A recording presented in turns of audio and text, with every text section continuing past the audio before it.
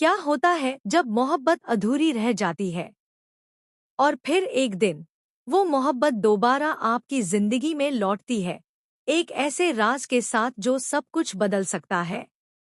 प्रीत की जिंदगी में आया है एक ऐसा मोड़ जो उसके दिल ही नहीं, उसके पूरे वजूद को झकझोर कर रख देगा। जी हाँ, प्रीत को पता चला है कि वह प्रेग्नेंट है और ये बच्चा किसी और का नहीं बल्कि आदित्य का है। वो आदित्य जिसने कभी प्रीत से वादा किया था कि वह उसे कभी अकेला नहीं छोड़ेगा। लेकिन अब हालात पूरी तरह बदल चुके हैं। प्रीत के लिए ये खबर किसी तूफान से कम नहीं थी। एक तरफ वो इस नई जिंदगी को महसूस कर रही है, दूसरी तरफ वो आदित्य की सगाई का सच अपने सामने देख चुकी है, और वो भी अपनी ही आंखों से, एक वीडियो में जिसमें आदित्य न सिर्फ खुश नजर आ रहा था बल्कि पूरे दिल से निशा से सगाई करता दिख रहा था। ऐसे में प्रीत का आदित्य पर से भरोसा पूरी तरह से उठ गया है। अब जब आदित्य प्रीत को समझाने की कोशिश करता है तो वो साफ कह देती है, हमारे बीच अब कोई रिश्ता नहीं बचा है। और यही वो पल है जहां कहानी में असली ट्विस्ट शुरू होता है। क्योंकि दूसरी तरफ शादी की तैयारियां जोरों पर हैं। हर फंक्शन, हर रस्म और हर पल जैसे किसी जख्म को फिर से कुरेद रहा हो। शादी के इन पलों में जब प्रीत सामने आती है तो आदित्य उससे सीधा सवाल करता है, क्या तुम्हें बुरा नहीं लगता मुझे निशा के साथ देखकर? जलन नहीं होती? और प्रीत अपने सारे जज्बात छुपाते हुए सिर्फ मुस्कुराकर कहती है, नहीं, बिल्कुल नहीं। मैं तो खुश हूं तुम्हारे लिए, लेकिन अंदर ही अंदर टूट रही होती है। आदित्य भी समझता है कि प्रीत सिर्फ दिखावा कर रही है, इसलिए वो जानबूझकर निशा के और करीब जाने लगता है ताकि प्रीत की आंखों में एक बार फिर वो पुराना प्यार झलक जाए।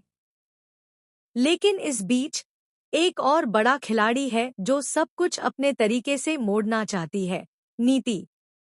नीति चाहती है कि आदित्य और निशा की शादी जितनी जल्दी हो जाए उतना अच्छा है, क्योंकि अगर शादी टल गई तो प्रीत या कोई और लड़की फिर से आदित्य की जिंदगी में आ सकती है। और ये सिर्फ नीति नहीं है, आदित्य की मां भी नहीं चाहती कि प्रीत दोबारा उनके बेटे की जिंदगी का हिस्सा बने। इतने सारे लोग हैं जो प्रीत और आदित्य के बीच दीवार बनकर खड़े हैं, लेकिन दिल से दोनों अभी भी एक दूसरे को छोड़ना नहीं चाहते। और फिर आता है वो लम्हा जब प्रीत को चक्कर आते हैं। वो घबराती है, डर जाती है, और जब उसे सच्चाई का पता चलता है तो उसकी आंखों में सिर्फ हैरानी नहीं बल्कि डर, चिंता और अकेलेपन का दर्द भी झलकता है।